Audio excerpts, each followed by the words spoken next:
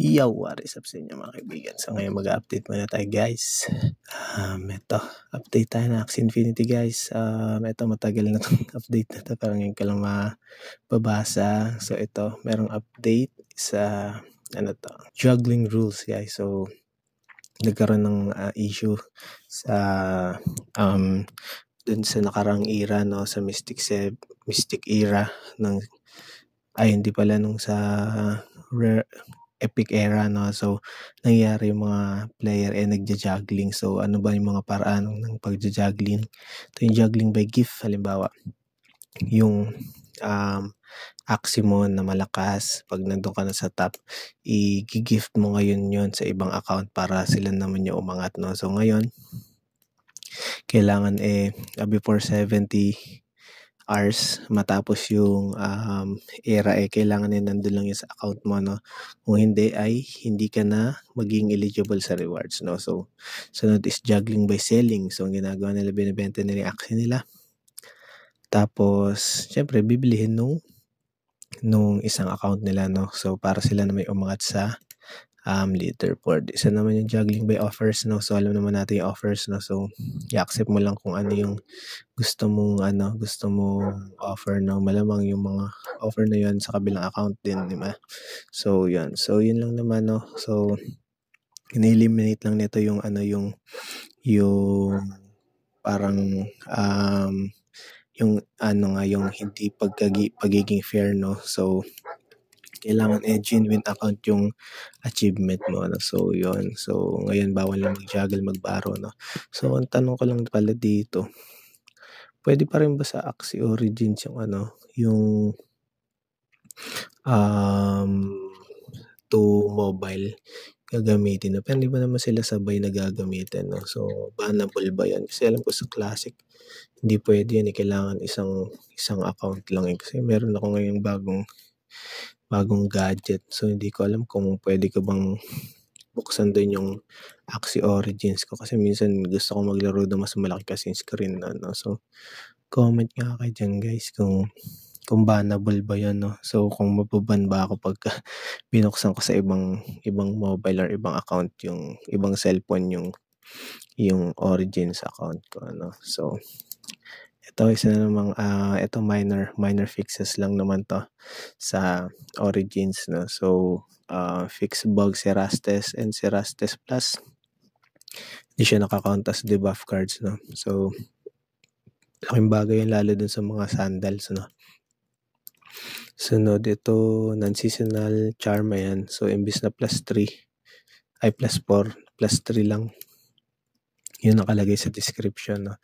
Tapos ito mga lang naman, description lang, AXE booster. Ayan, so mga minor lang naman yan. Ito, isa pang update guys. Ito, update daw to yung magiging itsura ng Homeland. Ito sabi, this is what building upgrade looks like in Homeland, no. So napakaangas, no. May mga LEC, tsaka may itong mga lobo-lobo. Ganda, no. Napakaangas ng Homeland, no. So sayang di tayo napili ng mga steward, no. Walang nag-accept sa atin. So tingnan natin ngayon kung magkano na ang presyo ng Homeland. Ito guys, so 401. Magkano yan dati? May bumaba, 397 times 55, 21k. Nung nakaraan bumaba yan ng mga 16k 16k isang Homeland. So ngayon maangat-angat pa rin, no. Goods pa rin palang Homeland, no? So mukhang marami naman ang nag-enjoy sa Homeland kahit paano, kahit na medyo hindi ganun kataas yung earnings, no. Mukhang natuwa naman sila. Mukhang para marami update yan, no. So ito guys, update naman tayo sa ating mga token. Ito, medyo baba, 1 hour ang Bitcoin, medyo nagko-correction siguro yan dito, medyo baba siya, pero 7 days positive pa rin naman siya, no. Ito Ethereum, 7 days positive pa rin, goods pa rin yan guys, angat pa rin yan, no. So halos lahat naman ng mga coin natin is green. Ito tingnan nyo, Cardano, Polygon, Polkadot, Ron, pang ilan na ba yung Ron dito? Ron. Uy, pang 95 na yung Ron, pero angat din siya within 7 days guys, no? So, goods din yan. Very nice yan, no? So, Bitcoin patuloy yun sa pag-alagwa, no? 50K na ulit ang Bitcoin, mga kaibigan. Nag all-time high ba siya na nakaraan? Alam ko nag all-time siya ng 52. Ayan, 52, di ba? All-time high ngayong 7 days, no? Hindi mo siya all-time high kasi malayo pa rin siya doon sa all-time high niya talaga eh. Ito, 64. No, grabe. Pero malapit na guys, 50 no. No, maaabot niya kaya yan ngayong taon, yung all-time high niya ulit. Let's see. So ito guys, isang update lang din.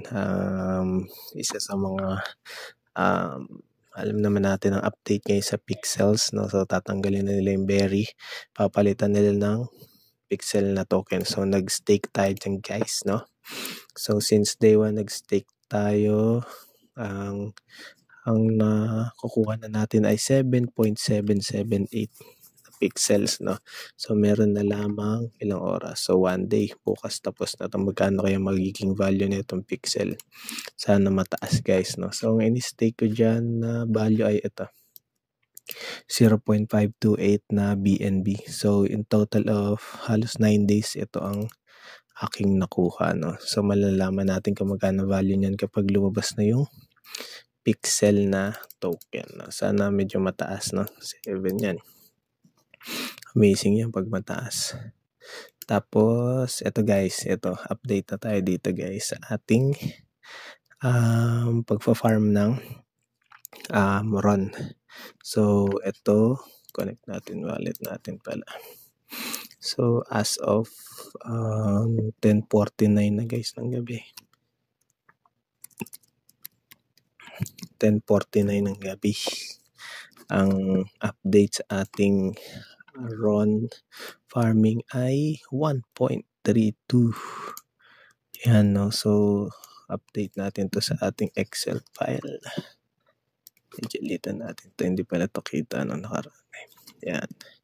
Ito ang ating na farm as of 10:50 PM.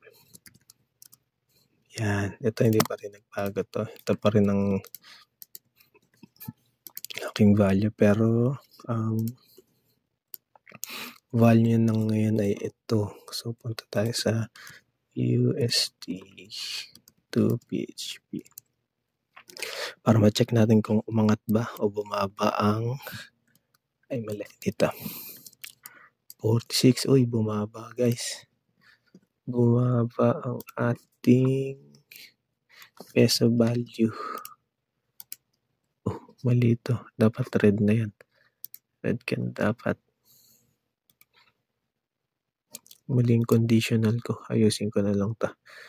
Yan, no? So bumaba siya guys. 46 ng halos mas mababa pa siya dun sa initial na value niya, no? So ito naman, check natin to. Ron to PHP. Ito guys, hindi yan, Romanian. Ito tayo sa Ronin PHP, 208 pesos na ang ating, taas yun nga, so halos 100 nga siya per day, na. So goods yan, goods. Depende pa yan kung tataas yung value ng Ron, no? So yan, sana mas patuloy lang sa pagtaas ang value ng Ron. Tingnan natin magkano na ba ang value ng Ron ngayon. Ang value ng Ron ay tumataginting na 156. Bumaba siya ng 4.26%. Pero halos lahat naman bumaba din, no? So okay lang yan. At least hindi siya malulugmok, na.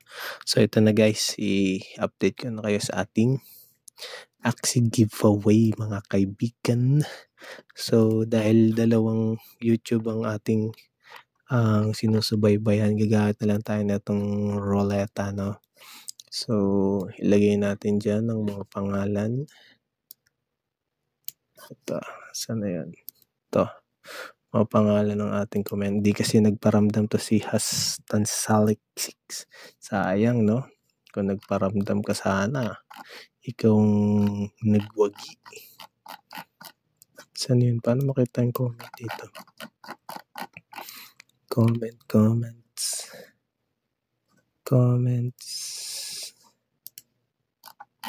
Sa baba. Yan.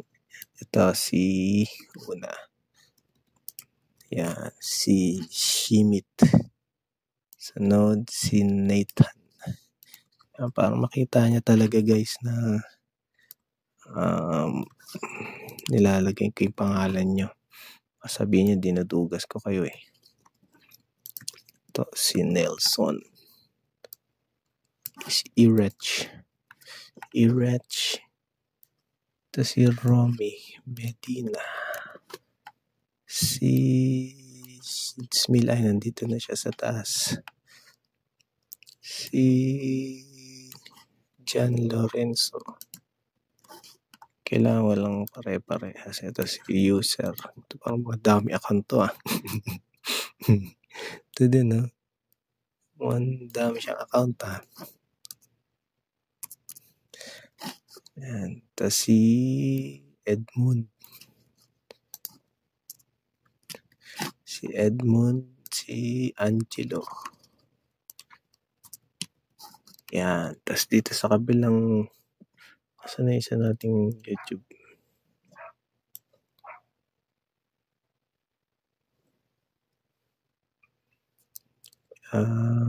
Saan na yun?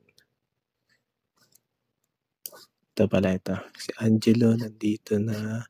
Si user si ZF. Ito wala pa to. Si user ZF. Sintmail nandito na. Si Romel. Nandito na ba to? Wala pa. Si Romel Lorenzo. Ito si 30 second fight. Nakapang prayer pa siya. Malakas ang ano nito Ito sino to? Ano po ang banana token? Hindi ko alam yung banana token. 5. Iba. Ito si Cocoon 74. Pwede pang umabolods. Lalagay kita dito. Ito si Angelo. Yan. Ito na guys. So nandiyan lahat ng pangalan niya guys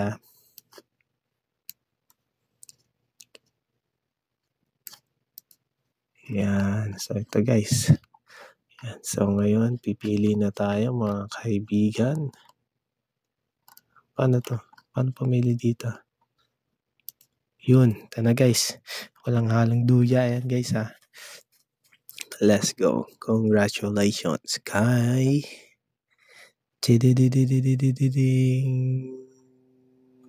Nelson Rojo. Yan mga kaibigan siya ang nanalo. So comment down below lang Nelson Rojo 6558 So pag di ka nakapag-comment yan at nakapag-claim within 5 days, so mag-i-spin tayo muli. Pipili tayo ulit ng mananalo So let's go. So kaya lang kayo dito guys. Gusto niyo para marami pang mga ganitong klaseng content, comment and like the video para mas masaya tayong lahat So comment kayo dyan mga tanong nyo. Let's do this.